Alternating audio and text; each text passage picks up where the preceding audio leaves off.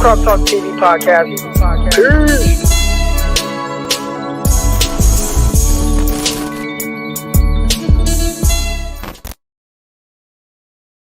Welcome to another episode of the San Francisco 49ers Morning Show. I'm your host, former NFL and AFL defensive back, Eric Crocker. Man, y'all know what time it is, man. It's been a while. Shout out to everybody that's been in the mentions, everybody that listens to, Locked On 49ers with myself and Brian Peacock. We come at you 5 days a week. Also, Locked On the NFL Draft with myself and my co-host, Ryan Tracy. That's also 5 days a week. I've seen all the comments on social media, Twitter, Instagram. When Peacock and I do live shows, I see the comments in there. Everyone's asking, Croc, where's the morning show? Croc, are you done with the morning show? I've seen your DMs. Even if I didn't respond, I saw your DMs. Listen, y'all, the morning show is here to stay. But we got to talk about, why. First of all, what are we talking about today? We got Deebo Samuel. He's back. All right, he's back in the building. We'll talk about what that means. We haven't talked about anything as pertaining to like the OTAs, minicamp, and I'll kind of talk to y'all through kind of my experience with all of that. So we'll discuss that as well. Jimmy Garoppolo, is he on his way out? Sounds like he is. We'll talk about how his coaches feel about him and kind of the direction that they're leaning in. All right, so we'll talk about all that. But the morning show, why has it been a minute? And I see the comments coming in right now. Shout out to all y'all. Croc, man, good to see you back, all that good stuff. Here's the thing. The morning show, y'all know me, man. Like I love talking football. And I felt like the morning show, obviously we use that as kind of a radio show. And I felt like it was something that was really cool to be able to interact with y'all on what we're seeing on the field and talk about like real storylines. And I felt like the offseason has been a whole lot of making up like narratives, right? And I don't want to get into that. Like, I don't want to get into having to create all these different dramatic storylines surrounding the 49ers. When I come on here and talk with y'all, I want to talk about real stuff. Now, maybe there might be a dramatic title to the YouTube channel, but when we get into actually like talking, it's real stuff. Like, it's real, like football, what's going on, and let's bring that perspective. So if a lot of y'all have been wondering why there has not been a morning show, that's why. I don't want to do no just fake made up stuff and then have to, reach and grasp at air on topics. And I think we do a good job of talking about a lot of different things on the Locked On 49ers show. So if you still want my input, tune into that, because I think we talk about some good stuff there. But now that we're starting to get back into, the real football stuff a little bit, right? We're starting to get back into those things. I'll maybe try to go live once a week. I've also been really busy, a lot of traveling, things like that. So it would have been hard to be consistent anyways. But either way, I don't want to come up with fake, dramatic storylines surrounding the 49ers. I want to talk to y'all about real stuff. I want to come on here and have real discussions about exactly what it is that we're talking about and things like that. So shout out to all y'all that continue to tune in to the comments, to all the, everything, man. I appreciate all y'all. I love y'all, for real. I miss it. I miss talking to y'all. And every day I'm like, man, do I just go live? Like, that's the thing. Do I just go live just to go live?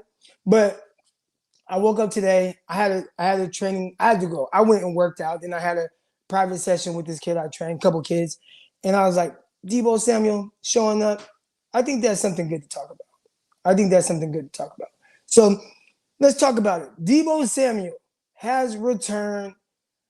What does it mean? We've heard all the dramatic things kind of going on, and it's not nothing. There might be people that knew he was coming back all along. No, the hell you didn't. Like, this has been a real thing. Said he didn't want to be a 49er. Him requesting a trade, like, that was a real thing.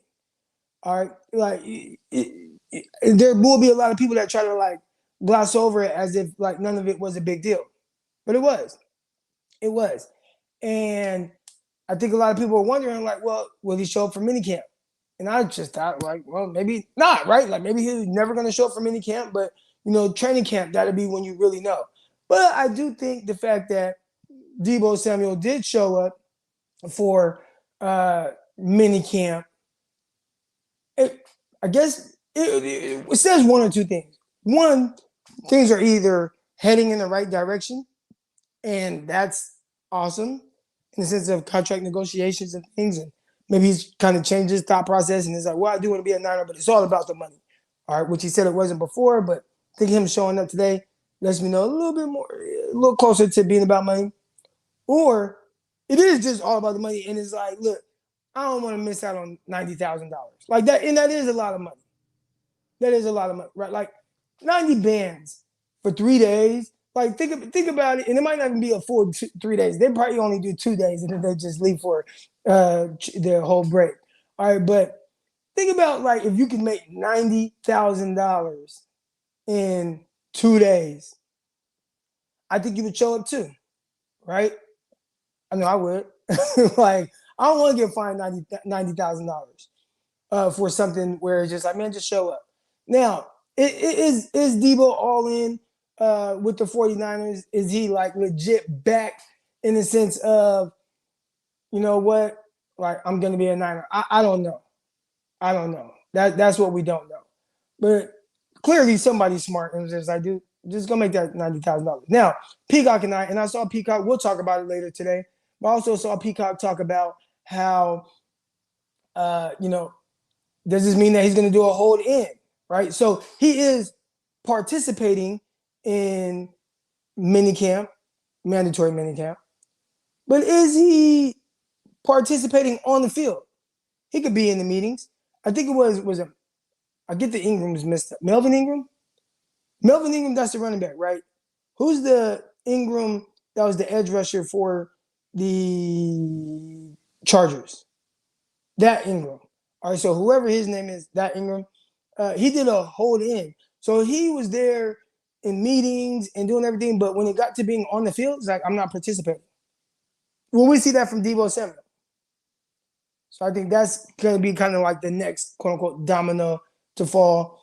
If I'm Deebo Samuel and I haven't been there and I haven't done anything to, with the, I wouldn't do anything. I'd show up so I don't get fined $90,000. Maybe his agent told him to, like, show up so you don't get fined. But I wouldn't do anything on field.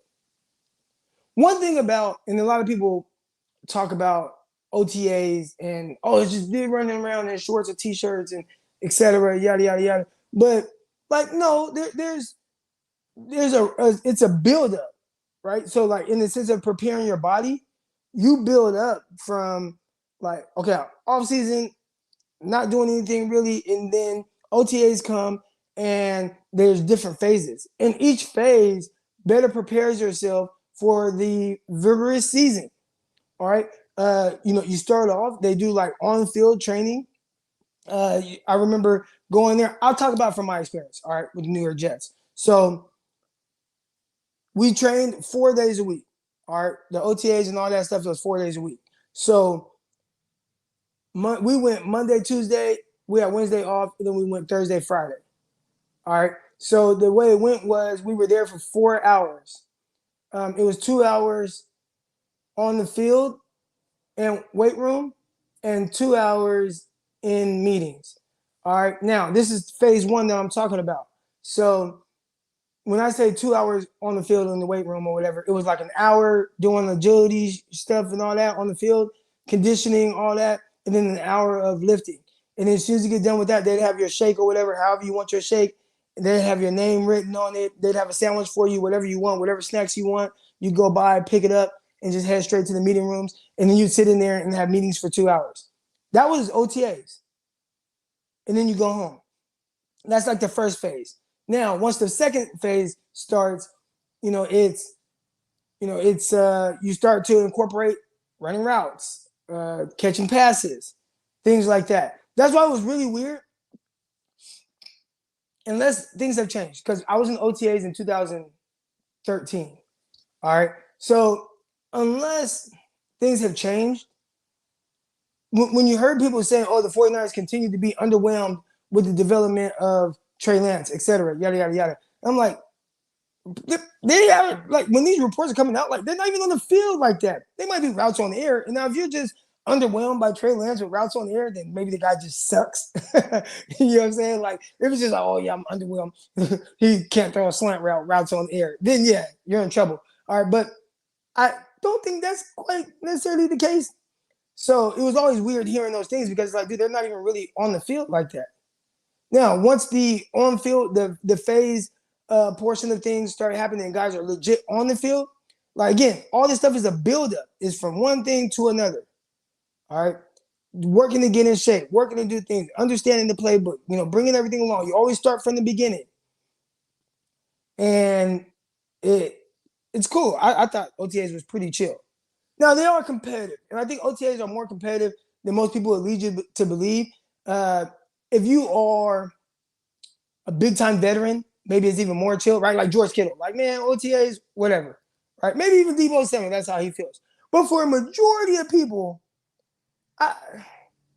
OTAs, I'm not, like, again, you hear how the fans talk about it, you hear how some of the TV people talk about it. OTAs was, at least in my experience, much more competitive than people lead you to believe.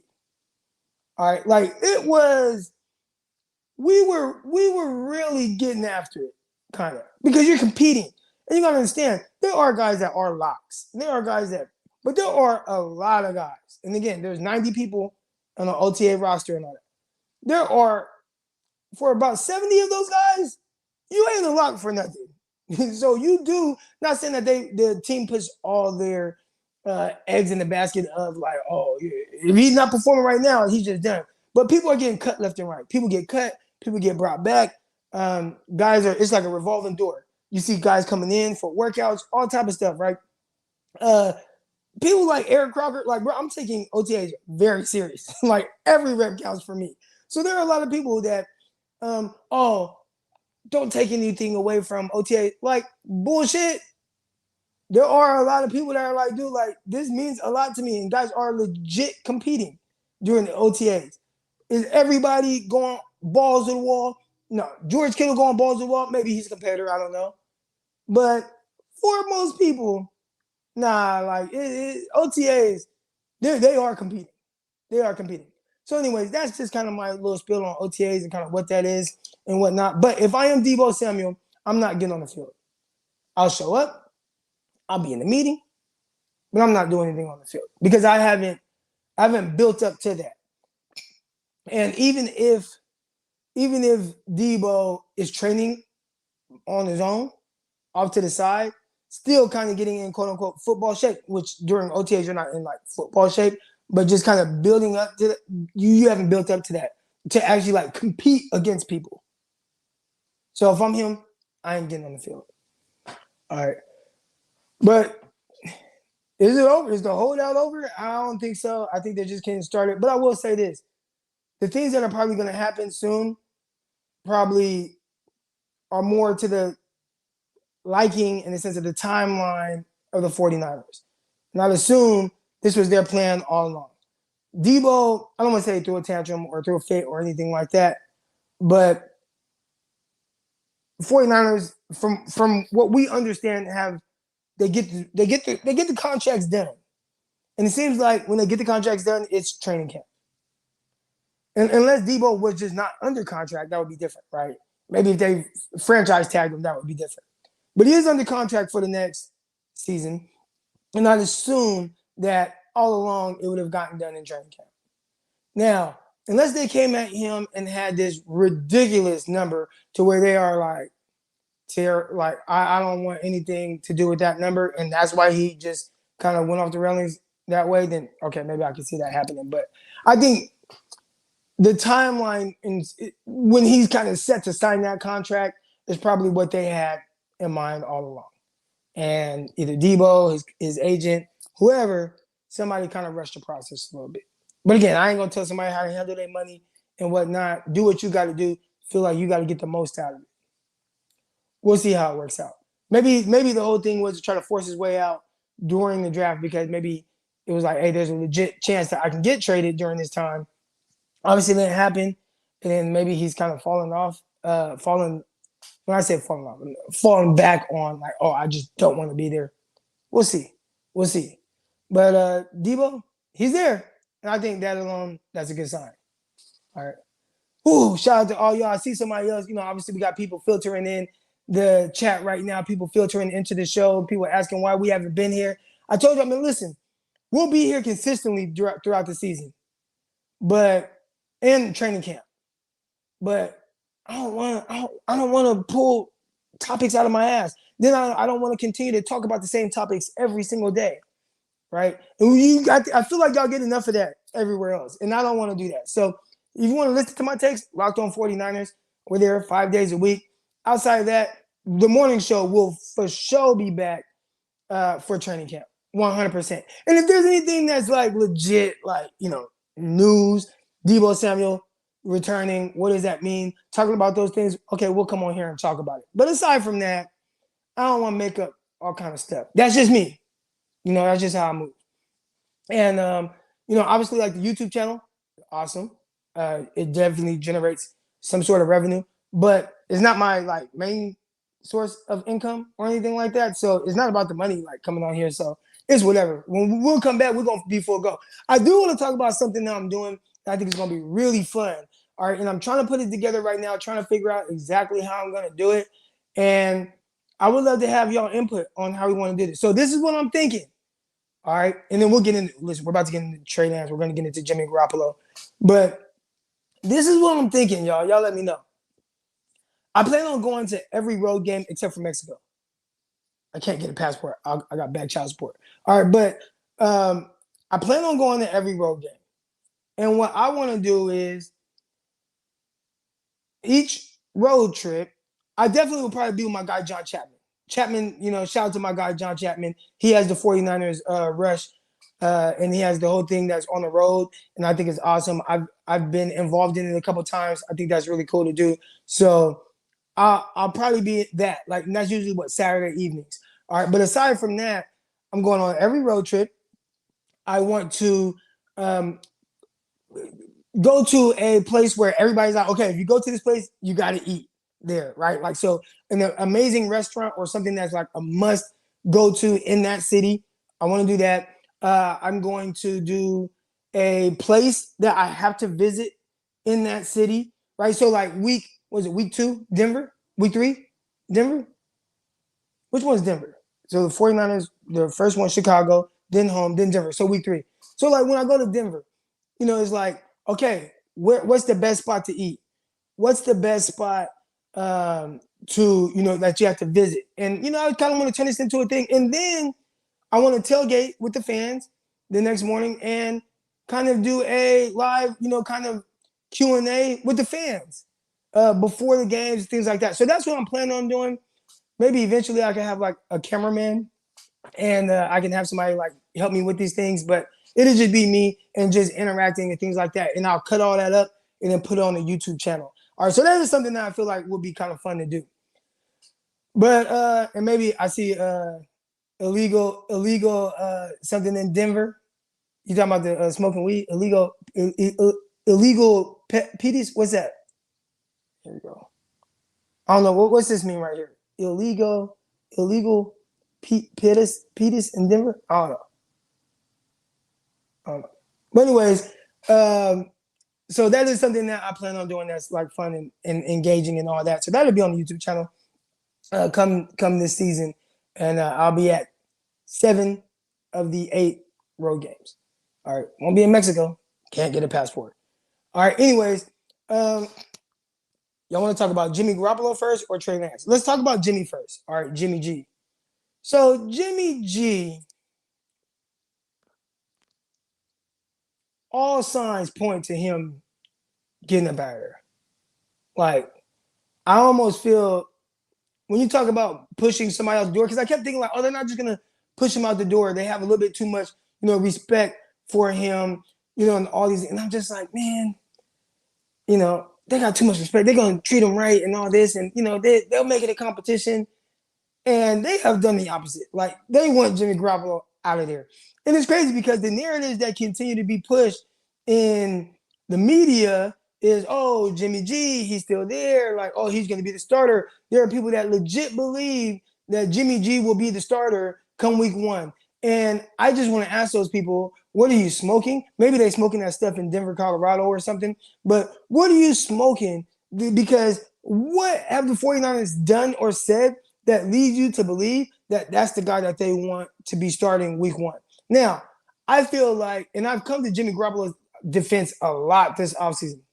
I feel like I have been, I've definitely had to defend him a lot more than I would have expected. I do feel like people have been very disrespectful to Jimmy G. I think Jimmy G is solid. Like, of course, like, yeah, you move on from him. Of course. Right? But I think to the way people are like, oh, he sucks. He's this and that. I'm like, man, yeah, I mean, he don't suck. He's solid, right? But even then, I didn't think that they would just like be ready to just really just kind of kick him out. And everything that they've done so far, and when I say they, I mean Kyle Shanahan, John Lynch, everything has been like, get the fuck out. Like, you know what I'm saying? So when people are like, oh, Jimmy's going to be started week one, or, oh, they're not all in on Trey Lance, like, yes, they are all in on everything that they're doing right now. And everything they're saying has said that they're all in, and not just the team. When I say team, front office, Kyle Shanahan, John Lynch, but the players. I'm listening to the players and their tone, and not just in the sense of, oh, like some of the things that George Kittle has said, where George is like, oh man, like, you know, yeah, his ceiling is so high when people ask him about it, you know, not those things. Because I think those are things where it's like, well, yeah, okay, he thinks he has a high ceiling. Well, we all do, right? Oh, he thinks he could be Josh Allen. I mean, obviously that's a stretch, but I get what he's saying, because we didn't think a couple years ago Josh Allen would be Josh Allen. So I get what he's saying in the sense of he has that type of upside and ability, and maybe you're banking on that, whatever. But when you start to hear how the players are talking about him, they are letting me know that Jimmy's not the guy. Now, would they welcome Jimmy back with open arms? I'm sure.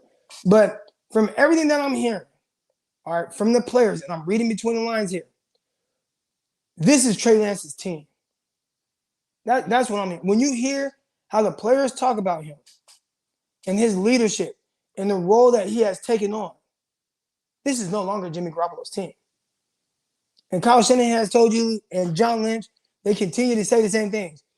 When we can trade him, we're going to trade him. When we can trade him, we're going to trade him. They are trying to get Jimmy out of there. And I didn't think it would be this obvious. I didn't think it would be obvious to the point where they're just like, yeah, you know, Jimmy, you know, you're excused from OTAs. Don't show up. You don't have to show up. Just chill, keep doing what you're doing. Yeah, rehab, wherever you're rehabbing right now, just continue to rehab there. Just, you know, don't you're fine. Just keep doing your thing. Like, they don't even want him on the premises. Stay away from Trey Lance. Stay away from this team. They don't even want him on the premises. Like, just do your thing. In the moment we can trade you, we're going to trade you. That's what they've said. So it really is weird that there are people out there that continue to push back on the thought of Trey Lance being the starter. Right? They are all in on Trey Lance. And not just the front office or coaches and things like that. They're players too. You hear Jimmy Ward and him talk about how Trey Lance is the leader. They are talking about Trey Lance as if this is my quarterback, which it is. But that's how they're talking about it. Like, this is our quarterback. Trey Lance is our quarterback. Trey Lance is our leader. Trey Lance is, and he's making strides. And wherever they want it, wherever, and this is how at least I take it. We tried to rush the process a little bit with Trey Lance. In the sense of just getting him out there, you know, getting on the field, getting the ups and downs out, the lumps, whatever he's going to take as a rookie, getting those things out of him, you know, whatever. I don't want to say we try to rush the process, but we try to make that happen year one, which I still would have liked it to be year one. Could you be better for it year two? Whatever. But whatever confidence and things that he has learned from Jimmy Garoppolo or whatever is clearly paying off right now. I mean, in the sense of how he's viewed. So, yeah, I see my guy, Anthony Powers here. He says, Jimmy was Acho's source, right? Hey, Acho and these guys, like, they are, Trey Lance, he's not it. He's not good. He's not whatever. And there are a lot of people that will continue to kind of push those narratives. But whatever. I mean, Trey Lance, I love when Trey Lance, and they were kind of zesty in one of those first OTA press conferences. They were all a little zesty, a little spicy, right? Trey Lance was like, "Hey, listen, no offense, I don't give a fuck about what y'all got to think about me. All I care about is what my teammates think." And he almost said it like those exact words, like, "Listen, I don't care what y'all say about me. I don't care. I don't care. But hey, respectfully, I don't care, but respectfully." I was like, "Okay, Trey Lance, okay." And then you got Jimmy Ward up there. He's zesty. Then you got George Kittle. He's zesty. Then you hear Kyle Shanahan. He's zesty. I'm like, damn. They kind of out for blood to the media. But it was, it was cool for me to just kind of start to grasp the concept of this is Trey Lance's team. And I didn't think that would happen. I didn't think that would happen yet. I didn't think that I thought Jimmy would have to 100% be gone for them to get in on just, hey, I'm all in on Trey Lance. And right now, wherever he's at, now again, is Trey Lance at where you want him to be in the grand scheme thing? Probably not. But all he has to do is be where they want him to be right now. What were the expectations for him offseason year 2? Shout out to my guy, Rich McDonald. Rich, I believe it was you that DM'd me as well. I saw the DM, didn't get back, but we discussed it today. When we come on here, I want to come on here and really have some real things to talk about, not made up stuff. That's just me. And everybody else, they do their thing or whatever. But as far as the morning show, I felt like this was a show that was like, we want to talk real football. And I didn't want to continue to kind of like have to make up all kind of storylines and things like that. So yes, my guy, we are back. I love the honesty that day. Hey man, the honesty was on 10. It was on 10 with everyone. I mean, I felt like everybody that stepped up there. And it was almost like they just weren't holding back. I remember hearing, what did George Kittle say? Yeah, I mean, he got a little spicy. Yeah, honesty, I think that's the best way to put it right there. There was some extreme honesty going on there. But again, throughout all of that, I've come away with Jimmy G, the head coaches, they're ready to move on. Now, the media might push a different narrative. I don't even, the Acho and these guys and whatever they're saying, I don't even pay that stuff any mind anymore. I used to be like, oh man, like why do they say these things about like what? Like, whatever. I listen to the players, I listen to the coaches. The guys that are currently on the team. I have heard other things, I've heard something along the lines of Wes Welker didn't like how he threw the ball and it was like hurting his receiver's hands or something like that. So that I've heard that from someone that I'm sure either Wes Welker spoke to or somebody close to Wes Welker. So there are those kind of things, whatever that former coaches might have, but I'd assume, and again, this is me assuming just with the natural progression of development, I'd assume that over time, like he will get more and more comfortable throwing the ball. I didn't notice any like wobbly balls at North Dakota State. So they could we'll see. We'll see. I didn't notice that though. I also don't think he threw as hard at North Dakota State. Yeah, Kittle said he ain't heard from Jimmy Garoppolo at all.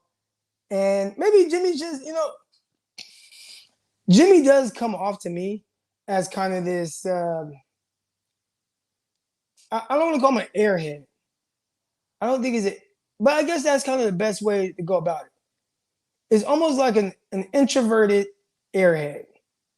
That's how Jimmy kind of comes off a little bit.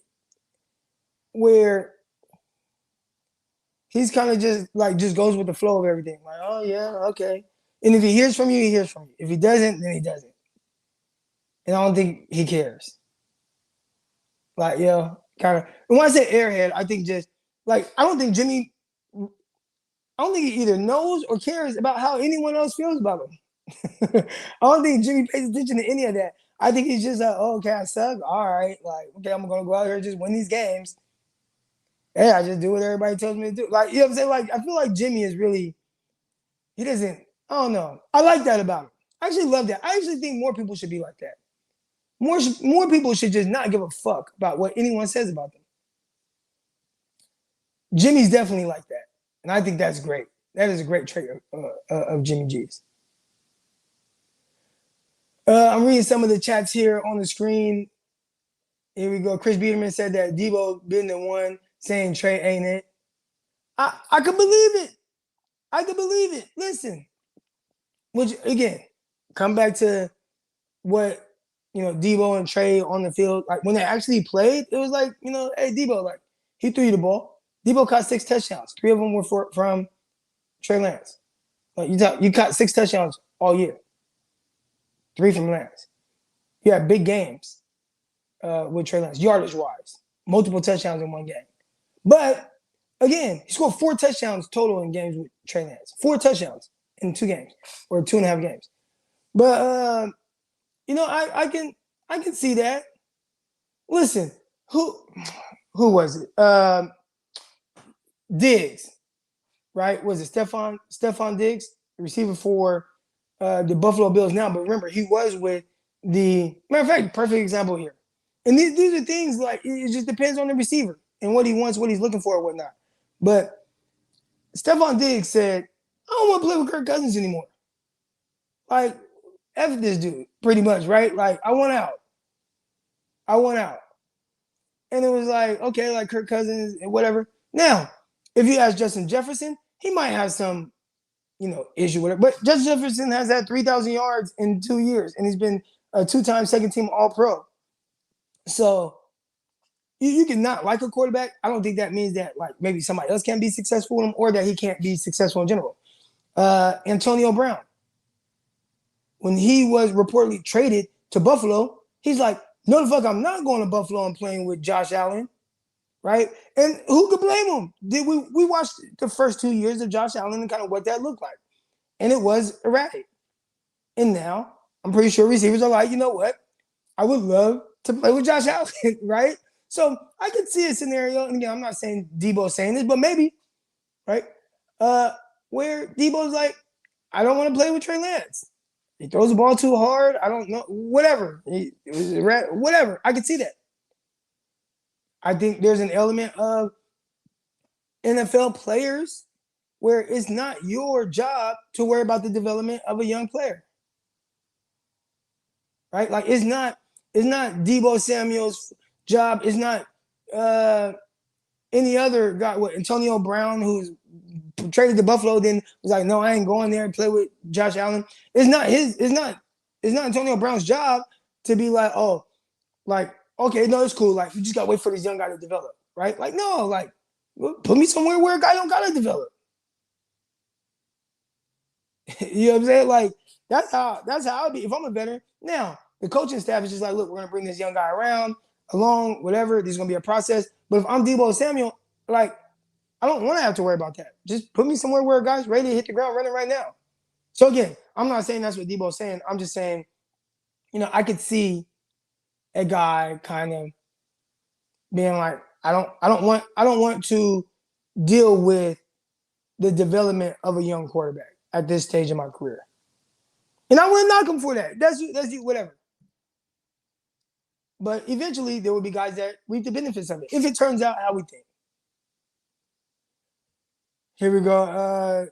You should have your guy, Greg Pinelli, come on to see what he sees with Trey Lance's mechanics.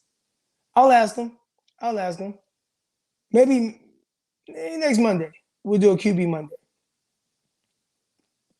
Maybe next Monday.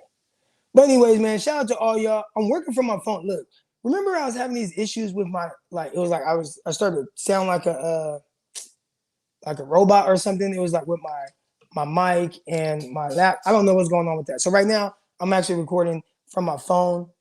All right, but we're going to still try to get y'all on here. So what I'm going to do is try to get y'all as your guest, invite, copy, cool. Damn, I can't even copy on this thing. Look at that, man. I got to figure out how to, let's see if I can respond to something. No. I think, how can I do this, y'all? I'm trying to figure out how to get y'all, how to get it to where I can comment. I mean, not comment. Yeah, comment. So I can get y'all on here live. I don't know if I'm going to do it from my phone. Damn it. All right, anyways, I'll figure that out how I'm going to do that. But yeah, I'm not recording from my laptop. Definitely having some hard drive issues. They can't figure it out. I took my laptop to Apple, and Apple was like, well, we ran every test on there. There's no issues. And I'm like, no, there is an issue. There is an issue. And I played them an audio where I sound like a robot. And they're like, well, we can't find out what the issue is. Maybe it's your mic. Like, no, it's not my mic, because no matter what I record from, whether it's my mic, whether it's even if I do these headphones, it starts to happen. It starts to happen. So I don't know. They got to figure it out. I need a new laptop, something. I'll call somebody today so we can get that fixed, because this is annoying. I can't even interact with y'all by putting the link in the chat so we can talk about it. But anyway, shout out to everybody that's in here right now. Y'all let me know if there's anything else y'all want to talk about. Y'all want a Q&A or anything like that. But yeah, we get it going. I just wanted to come on here, talk a little bit about empty water bottle. Water bottle. So this one, my father passed away, and this is what he was drinking the night he died. Who drinks this? Seagram's extra dry gin. But I've always keep that near me. Shout out to Pops, I miss him. Man, listen, right here. This is perfect right here.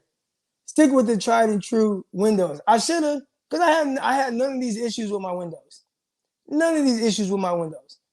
Now I got this dang MacBook, and it's like I have all these issues with the audio, and just legit can't figure it out. Here we go. How will the secondary play out? Who goes in nickel and who is outside?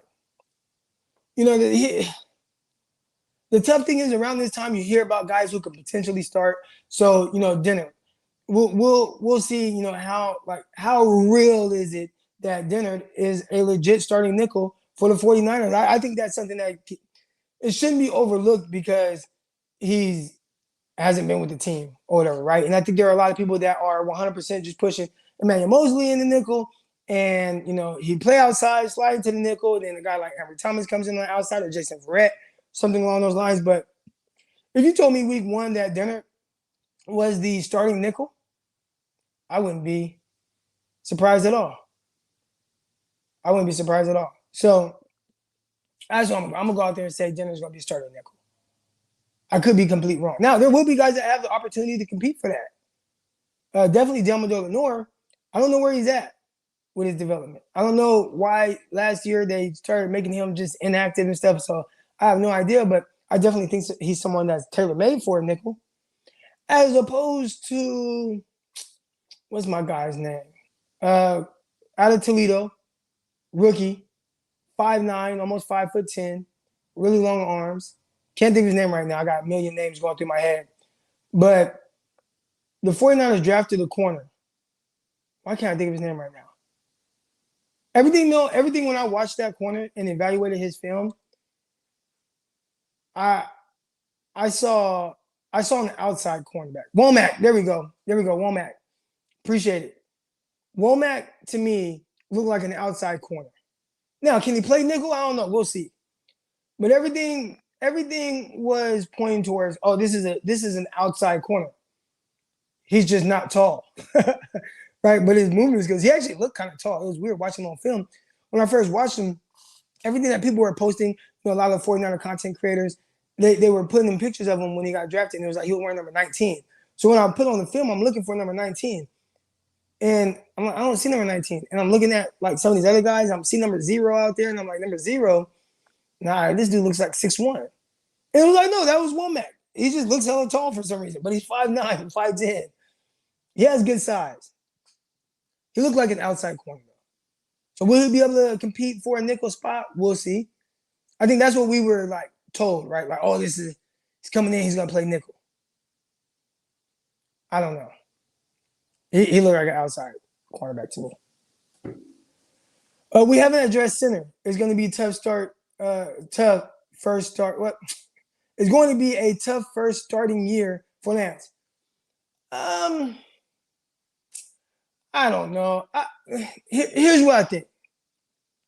A lot of times when the 49ers don't address something, they kind of tell you how they feel about whoever it is at that position. So I think a lot of 49er fans, it was like, hey, you got to go out, you got to get a center, right? You got to go out, you got to get a safety. But they decided to not do any of those things. And they got guys in as undrafted free agents. Now, would you still feel this way that they didn't address center if they would have drafted Donovan West in the third round, right? Like Donovan West started at center for a couple years, started 3 years at Arizona State, played center for a year and a half there. If Donovan West was drafted in the third round, would you still feel like they didn't address the center position? I think ultimately what they're telling you is they like some of the guys that they have there. And really, with the production that they've gotten out of the offensive line, I give them more the benefit of the doubt. I think the offensive line, regardless of who they've had out there, has played fairly well. Now, can a guy get dominated here and there? Of course, but that's the NFL. And I think we can see that across any offensive line. But I'd say more times than not, and again, I think the grades kind of show that from last season, the 49ers have done an amazing job of plug and play with their offensive line. Not saying these are guys that are like world beaters. Not saying these are guys that are all pro. I mean, obviously Trent Williams, we know who he is. But the other guys, they've done well. So, I won't say that they haven't addressed center. And I lean more towards giving them the benefit of the doubt with that. All right, here we go. When Strange and Jurgensen went off the board, they were stuck. Strange, I mean, would they have drafted him at 61? A lot of people were kind of surprised he went first round. Sounds like coaches liked him. Sounds like Shanahan, sound like McVay, like they liked him. But I think even then they were still kind of surprised that he went as high as he did. And the Stranger, is he a center for the Patriots?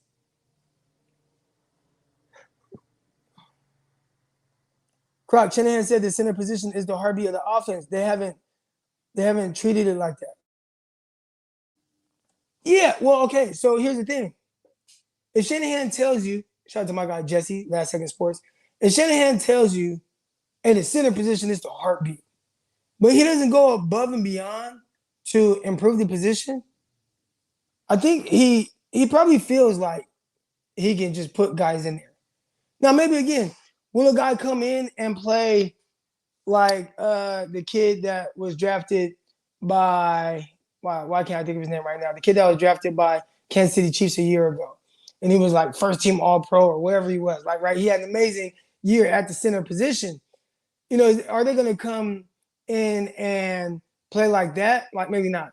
But I mean, you got to remember, there was a year, 2020, Daniel Brunskill started half the games at center.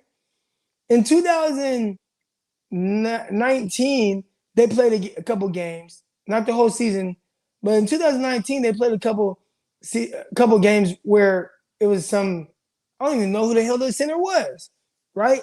And I think that's what Kyle's saying is, you know, like it really don't matter. Like we're gonna be fine. So again, I don't know. He says it's the heartbeat. I think in the sense of some of the things that he asked of him, but I think he's comfortable with being able to slide somebody in there and still get solid play. Now I see my guy right here says Brunskill was not good at center though. I don't know. It's kind of hard to tell because you know who was alongside of him and things like that. But I think Kyle probably feels like there we go. Ben Garland plays center as well. I think Kyle feels comfortable with whoever it is that he's like, okay, we want to have this guy at center. I think he feels comfortable with that.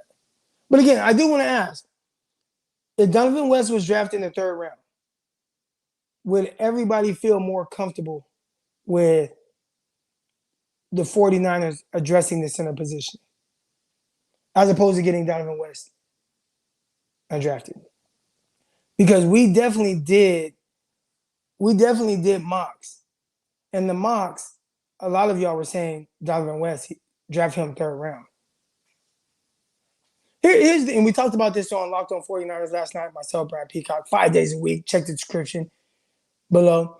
But center isn't, even though, okay, Kyle can say like, oh, it's the heartbeat of the team, and maybe in the sense of some of the things that they were asked to do, but it's not a premium position in the sense of value, right? Like you don't see centers typically. I think I was it Kelly that went first round to the Colts, maybe, but you don't see guys really go get drafted first round, second round as centers.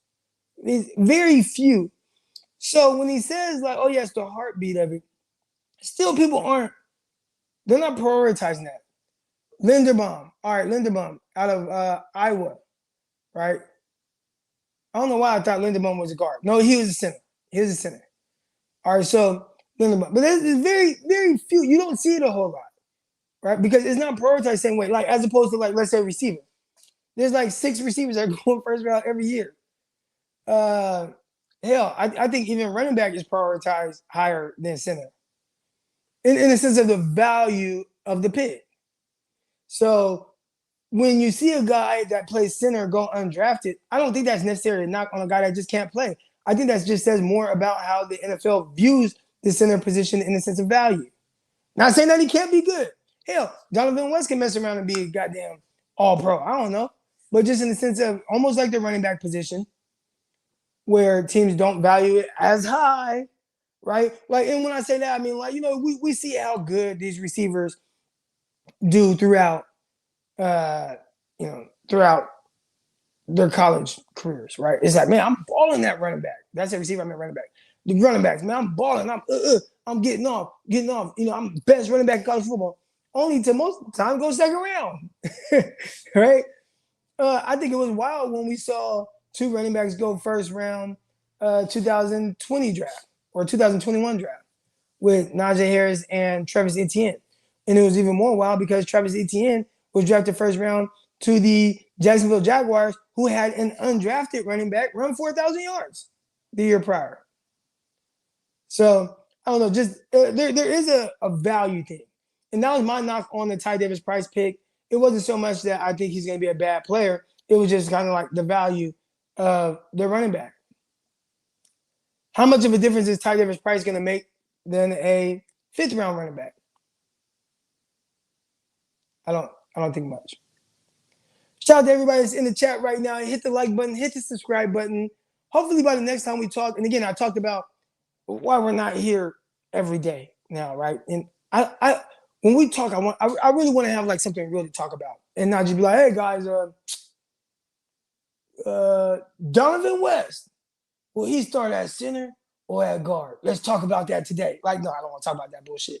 All right, I want to talk to y'all about some real stuff. But we will do that. Make sure you guys hit the like button, subscribe button. I'll try to come back. Let's see if we can get my guy Greg Pinelli on this Monday. And let's see if we can go. It'll probably be a little bit more closer to this time. I got athletes. It's the summer, and I got athletes. I'm training in the mornings right now. But we will get on here. I appreciate everybody that's locked in right now, everybody that's tuned in. Over 300 of y'all, man. We haven't been live in a few weeks. It's been at least a few weeks. And over 300 of y'all, man. That lets me know y'all really rock with your boy. Hit the like button. Hit the subscribe button. All that good stuff. But that's going to do it for this episode. We out, y'all. Peace.